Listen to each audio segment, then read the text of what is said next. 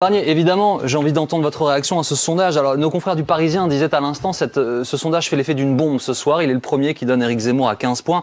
Un petit point derrière Marine Le Pen, 1 à 4 points devant les candidats de la droite. 4 points devant vous, par exemple, quand vous êtes testé. Comment vous réagissez à ça? Oui, en tout cas, moi, j'ai des marges de progrès et je les remplis progressivement grâce à la confiance des Français et d'abord des adhérents de ma famille politique, les Républicains.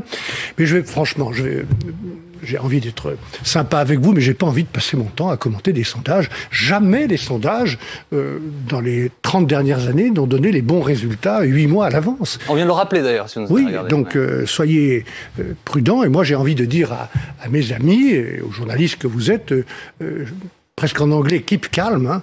Gardez votre calme. Gardez votre calme par rapport à ces sondages qui sont intéressants comme de bonnes photographies, mais on va pas passer notre temps à commenter des sondages. Je préfère parler des problèmes des Français. Et puis on va pas non plus passer son temps à faire de l'agitation dans cette famille politique. Je dis gardons notre calme, gardez votre calme. Voilà ce que je dis à mes amis. J'ai lu, tiens, au sujet du mode de désignation, on va pas faire toute l'interview à ce sujet, mais c'est tout de même important de clarifier les positions. J'ai lu que vous aviez changé d'avis. Que initialement vous n'étiez pas tellement intéressé par un congrès fermé et que finalement ça vous allait bien. Est-ce que c'est vrai et pourquoi? Non, je n'ai pas changé d'avis. Excusez-moi, j'ai toujours dit ma préférence pour un vote le plus ouvert possible, parce que c'est celui qui aurait donné la plus grande légitimité en associant des électeurs de la droite républicaine et puis du centre. Donc les militants ont choisi démocratiquement. Je recommande de respecter leur vote. Ils ont le droit à ce respect. En tout cas, moi, je le respecterai. C'est une famille politique à laquelle j'ai toujours appartenu depuis que j'ai 15 ans. Et c'est ma fierté. J'ai toujours été libre dans cette famille. Je m'y suis toujours senti bien, même quand j'y étais minoritaire. Et aujourd'hui, je recommande que tous ceux qui veulent le soutien de cette famille, et nous sommes plusieurs, et c'est une bonne chose que d'avoir un débat, tous ceux qui veulent le soutien de cette famille, qui veulent le soutien des militants, des élus, très nombreux, des militants qui ont beaucoup de patience d'ailleurs, jouent cette règle du jeu, la respectent. C'est une question de loyauté, une question de confiance mutuelle. Alors pour poursuivre en anglais, comme vous l'avez fait tout à l'heure, ça fait plutôt de quelqu'un de vous quelqu'un de fer. Parce que on va montrer à nos téléspectateurs une étude qui était demandée par le député Julien Aubert pour Oser la France. Il vous place en tête chez les militants adhérents, les Républicains, parmi l'ensemble des candidatures. Oui, faire, ça veut dire loyal. Oui, tout à fait. Merci pour la traduction. Ça veut dire qu'on respecte la règle du jeu et qu'on joue l'équipe. Voilà, c'est ça que ça veut dire, le fair play. Hein. C'est ce que c'est dans le sport. Donc, moi, j'ai toujours pratiqué le fair play. Je pense que les militants, il faut les respecter. Comme d'ailleurs, il faut respecter les Français. J'ai d'ailleurs fait du respect le mot-clé de la campagne que je vais engager avec les Français d'ici le mois d'avril. Et j'en ferai le mot-clé du prochain quinquennat. Respecter les Français, faire respecter la France. À l'extérieur, j'étais tout à l'heure en Espagne et j'étais il y a 2 jours en Angleterre. J'espère que nous dirons un mot aussi du mauvais comportement des Britanniques à l'égard des pêcheurs. Faire respecter la France à l'extérieur, il y a du travail à faire, et la faire respecter à l'intérieur aussi, qu'on respecte la loi républicaine partout. Je voudrais vous faire écouter un de vos, alors je sais pas comment dire, adversaires pour ce congrès, puisqu'on dit congrès. Non, j'ai pas d'adversaire, excusez-moi. Alors comment dites-vous, concurrents? Non, il y a des concurrents, il y a des amis politiques, on a tous été plus ou moins dans les mêmes gouvernements. Je suis peut-être un peu plus âgé qu'eux, peut-être avec une expérience différente, celle des questions internationales et de l'Europe, mais ce ne sont pas des adversaires, jamais. D'autant moins qu'on va devoir se retrouver. Et avec Xavier Bertrand, Valérie Pécresse, Éric Ciotti, Philippe Juvin et d'autres qui d'ailleurs ont choisi, et avec beaucoup de dignité, de ne pas être candidat. Je pense à Laurent Wauquiez qui compte beaucoup dans notre famille, ou Bruno Retailleau et d'autres encore. Qui vous soutient, Laurent Wauquiez. Est-ce qu'il vous soutient suffisamment clairement, par ailleurs? Mais c'est à lui de vous le dire. C'est à lui de vous le dire. Moi, j'ai du respect pour lui. Nous travaillons beaucoup sur le fond. C'est ça qui est important. On a eu beaucoup de dialogues très constructifs à Lyon ou à Paris, dans cette région d'ailleurs qui est aussi la mienne. Et on avance beaucoup sur le fond des choses qui sont des choses importantes pour lui, dont il a montré d'ailleurs l'importance dans sa région. Encourager le travail, le mérite plutôt que l'assistanat, la sécurité publique, l'autorité de la parole publique. Ce sont des questions très importantes. Et nous travaillons bien ensemble. Et je vous fais écouter donc un de vos amis, avec lequel vous allez vous réunir après ce congrès de la droite de Bertrand. Ce que je propose, c'est qu'on se rassemble. Alors on me dit, voilà, pourquoi derrière vous? Tout simplement parce que, je pense que c'est assez clair depuis longtemps, je suis celui qui est le plus capable de me qualifier au second tour et de l'emporter face à Emmanuel Macron. C'est lui qui peut le mieux gagner alors? Non, c'est ce qu'il dit. Et c'est assez normal qu'il le dise. Ce qui est important, c'est d'être qualifié au premier tour pour participer au second tour. Et c'est ça la grande question qu'il faut poser.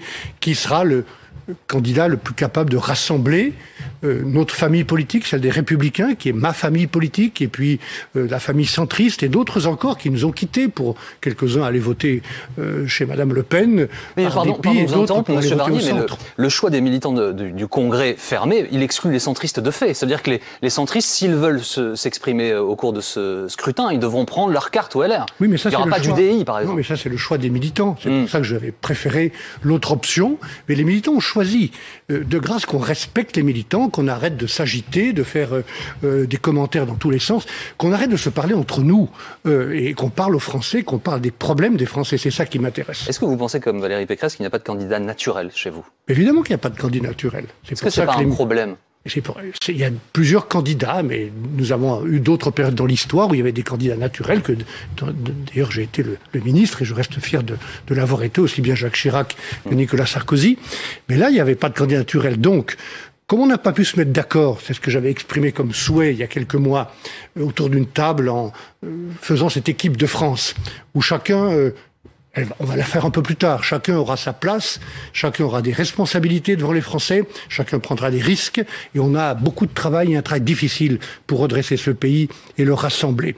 Donc on n'a pas pu le faire spontanément, on va le faire grâce aux militants. Donc encore une fois, qu'on respecte les militants, qu'on arrête de s'agiter.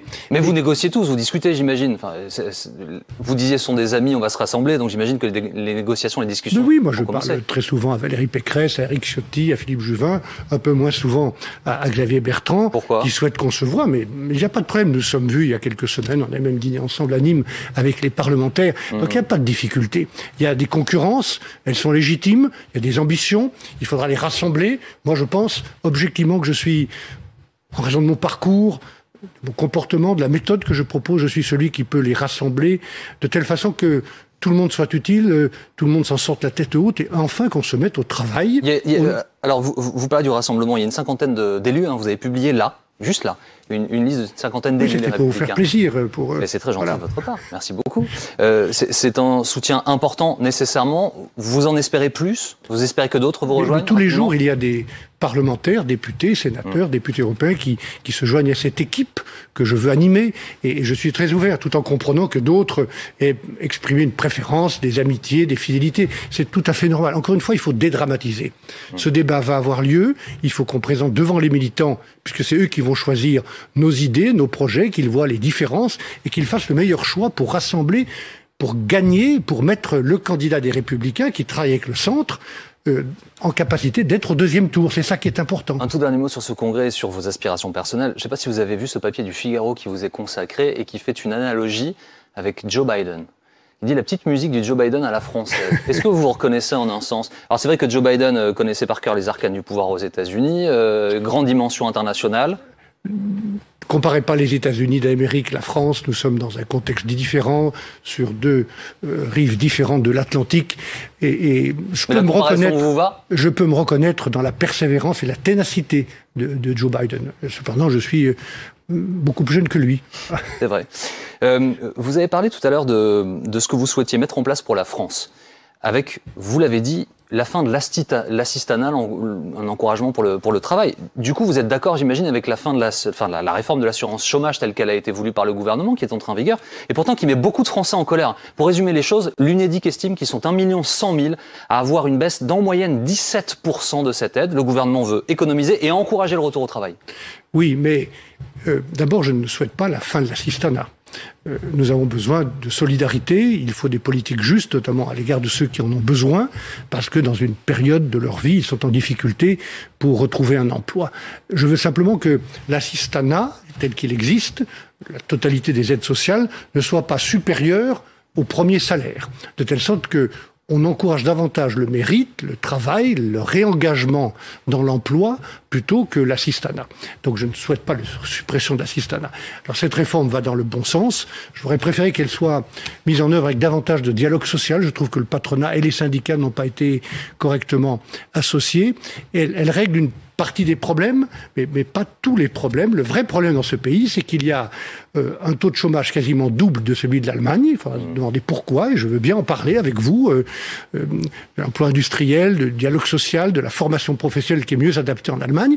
Et en même temps qu'on a quasiment 2 fois plus de chômage qu'en Allemagne, on a 300 000 demandes d'emploi qui ne sont pas pourvues. Et moi, j'ai rencontré depuis des semaines des dizaines et des dizaines de chefs d'entreprise qui ne trouvent pas à embaucher alors qu'ils ont des emplois disponibles. Michel Barnier, les Français voient l'assurance chômage réformée, baisse de pouvoir d'achat pour une partie des Français qui sont concernés, et augmentation de l'énergie, augmentation de l'électricité, augmentation du gaz. Alors Jean Castex dit qu'il y aura un bouclier tarifaire sur ces mesures pour que les Français puissent respirer, mais bon. La réalité, elle est là, elle est immédiate pour les Français. Oui, elle est immédiate et sans doute on aurait été mieux inspiré en baissant certaines taxes, notamment sur le gaz, parce que les mesures qui ont été annoncées par le Premier ministre aujourd'hui ne concernent globalement qu'un tiers des abonnés au gaz et du tarif réglementé. La baisse sur les taxes pourrait venir selon Jean Castex, mais plus tard en fonction de l'évolution de la situation. Le moment est maintenant et il faut préserver le pouvoir d'achat de 2 manières, en évitant cette explosion des prix, c'est presque plus de 50% pour le prix de l'électricité depuis le début de l'année. C'est beaucoup trop pour infiniment de ménages qui n'en peuvent plus. Et donc, je trouve un bouclier qui vient trop tard, après la bataille, si je puis dire, au milieu de la bataille, avec un délai qui est un peu suspect, puisque tout ça s'arrête au moment des élections présidentielles. Et si on prend le problème un peu plus globalement, je voudrais dire qu'il y a d'autres manières de préserver le pouvoir d'achat et de ne pas être trop dépendant de ces augmentations de prix mondiaux. C'est de retrouver notre autonomie énergétique. Et pour ça, je pense que le gouvernement a eu le nucléaire honteux. Moi, je ne suis pas partisan du tout nucléaire, mais je pense qu'on a besoin de l'énergie nucléaire. Et ça a été la grande force de notre pays que d'avoir cette autonomie. On a fermé Fessenheim dans des conditions que je regrette. On a arrêté la construction de nouveaux réacteurs. Pour être concret, ça veut dire quoi? Ça veut dire que vous, président, vous réinvestissez pour pérenniser? Moi, président, comme l'autre le disait un jour, oui, je réinvestis tout de suite et je relance la construction de couples de 6 réacteurs dont nous avons besoin pour cette autonomie. Et puis je me bats aussi à Bruxelles, parce qu'il y a une tendance à Bruxelles à vouloir considérer l'énergie nucléaire comme une énergie qui n'est pas verte, alors qu'elle est clairement décarbonée. Et les Allemands ont fait un autre choix pour le gaz, le charbon, mais on n'a pas de raison de subir le choix allemand. Et donc je veux dire que très clairement à Bruxelles, l'idée de ne pas reconnaître l'énergie nucléaire parmi les énergies propres ou vertes, je ne le soutiendrai pas, je le combattrai. En même temps, je souhaite le développement... Pardon, je vais interrompre Michel Barnier, mais vous savez très bien que lorsque vous parlez, vous, de Bruxelles et de l'opposition que vous souhaitez apporter à l'Europe, je mets un E majuscule, ça fait des polémiques à chaque fois. Non, ça ne fait pas de polémique parce que... Vous avez été mal compris, mal lu? Je peux dire que je sais de quoi je parle. Vous parliez de ce que j'ai dit sur l'immigration. Enfin, je voudrais juste terminer sur l'énergie pour dire que nous avons besoin de l'énergie nucléaire, nous avons besoin d'économie d'énergie. C'est aussi ça qui permet d'augmenter le pouvoir d'achat. Le kilowatt qui coûte le moins cher ou le baril de pétrole qui pollue le moins, c'est celui qu'on ne consomme pas. Il y a beaucoup d'économies d'énergie, et puis on a besoin d'énergie renouvelable, pas n'importe lesquelles. Je ne suis pas favorable à massacrer la biodiversité avec des éoliennes. En revanche, je suis favorable à l'énergie solaire et photovoltaïque. Oui, il y a eu des polémiques agitées par quelques groupuscules et des gens qui ne m'ont pas compris ce que je voulais dire. Moi, On vous a accusé de vouloir faire un Frexit, hein, carrément. Oui, mais enfin, tout ça n'est pas sérieux. J'ai été européen avant ces gens-là, je le serai après eux. Je suis patriote européen, et c'est précisément parce que j'ai géré le Brexit. J'étais à Londres il y a 2 jours, j'ai géré le Brexit, que je ne veux pas que ça recommence ailleurs. Si on pense à Bruxelles qu'il ne faut rien changer, que tout va bien, passez donc votre chemin, le Brexit est fini, ça va recommencer ailleurs. Alors il y a des conséquences très claires pour les Français. Pour vous, moi, tous ceux qui nous regardent, désormais pour aller à Londres, il faut un passeport. Une carte d'identité, c'est un passeport. Ça, c'est une obligation, désormais. Et puis pour les pêcheurs, là, il y a d'autres conséquences. 75 d'entre eux n'ont pas eu le droit d'aller faire leur travail récemment. Alors ça provoque un incident diplomatique. Même un peu plus que ça. Oui, en tout cas, je parle des tout derniers là. Ça génère un incident diplomatique puisque manifestement, Londres ne respecte pas ses engagements. Sauf que comment peut-on les contraindre ? Il y aura des contraintes et il y aura des conséquences. Je trouve que les Britanniques se comportent comme des flibustiers actuellement. Voilà ce que je pense.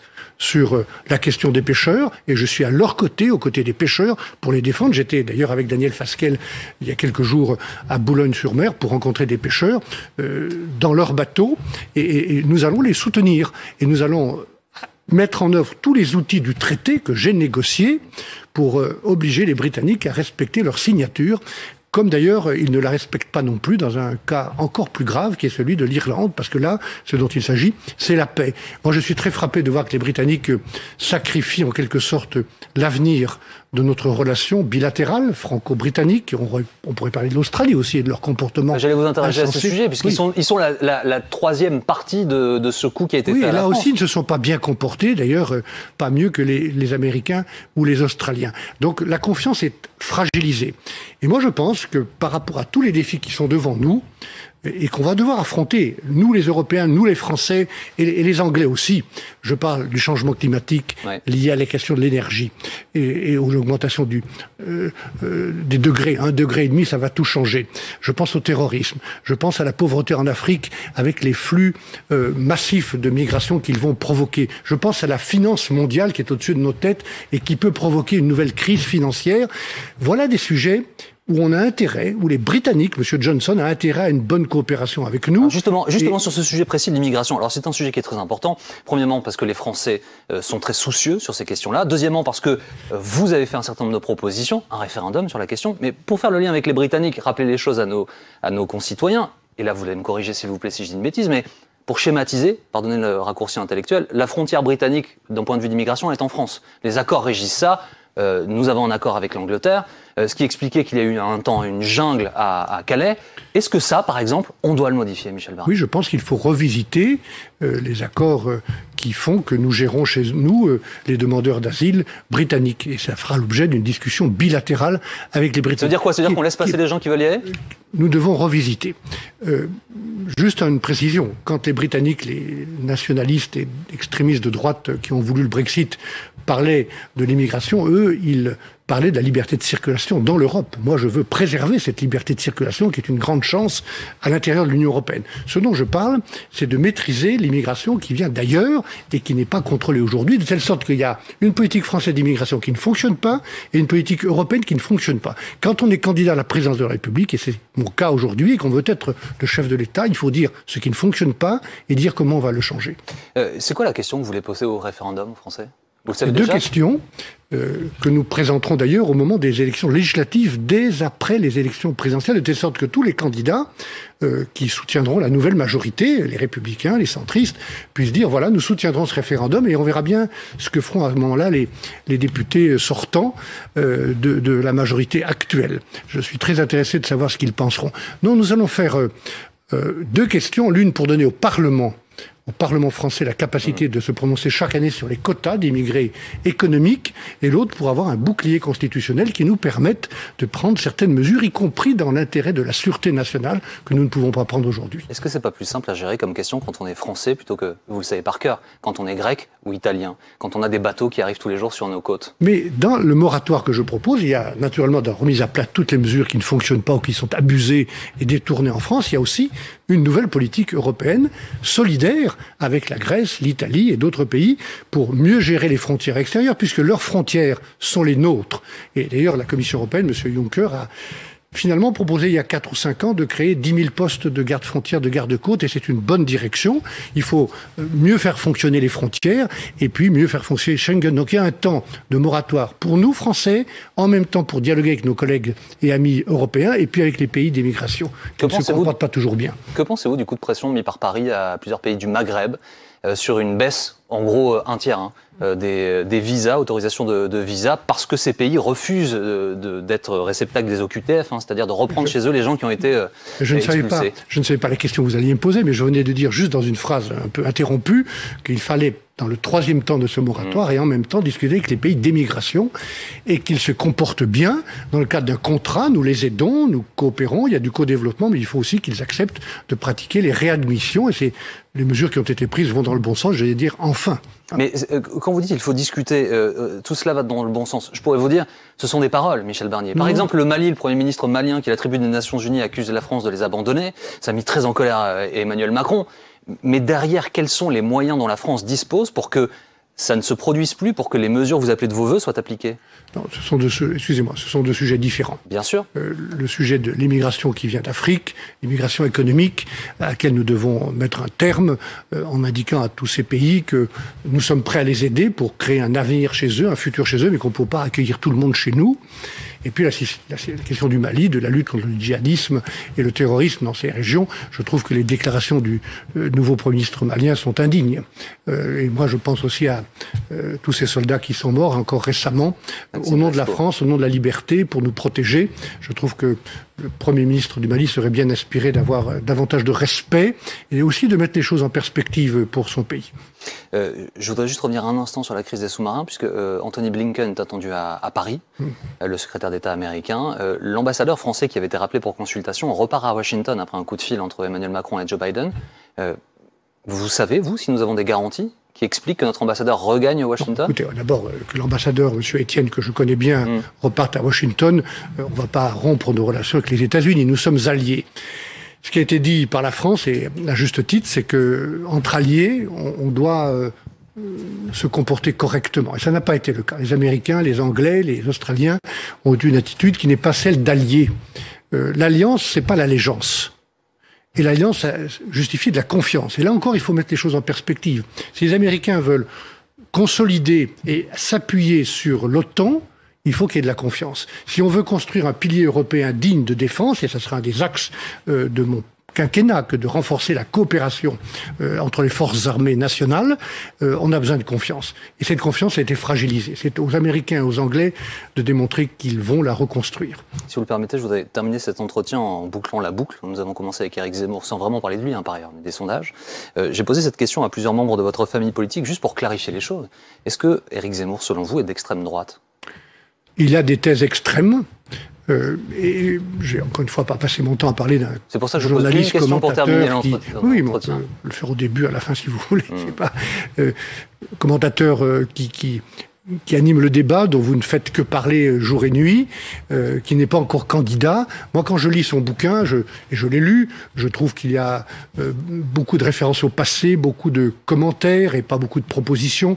Une sorte de vision pessimiste, comme si la France était foutue. La France n'est pas foutue. La France a un grand avenir, elle a une grande histoire que j'assume, ou plusieurs histoires que j'assume, et la France a un avenir, et donc je vais tenir un discours qui ne sera pas euphorique ni optimiste, mais un discours déterminé. La France a un avenir, et on ne va pas l'entraîner vers le fond, précisément. Mais voilà ce que je peux dire. Il a des thèses extrêmes qui ne sont pas les miennes, ni ses idées, ni ses valeurs, mais je ne vais pas passer mon temps à commenter les discours, les écrits de M. Zemmour. Merci beaucoup Michel Barnier d'avoir été mon invité ce soir dans BFM.